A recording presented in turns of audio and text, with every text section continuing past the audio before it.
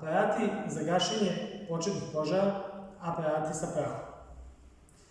Delimo ih na ručne aparate i prevozne aparate. Ručni aparati se izrađuju u veličini od 1 kg do 12 kg, dok prevozni aparati se izrađuju od 50 kg pa na više. Prah na požar deluje ugušujuće, tako što smanjujemo procenat kiseonika ispod 16%.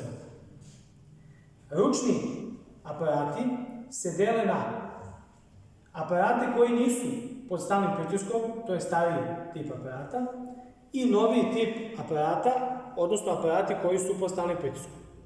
Aparati koji su pod stalnim pritiskom na sebi imaju manometar. Pogledom na manometar vidimo da li je aparat u funkciji, da li može dalje da se koristi.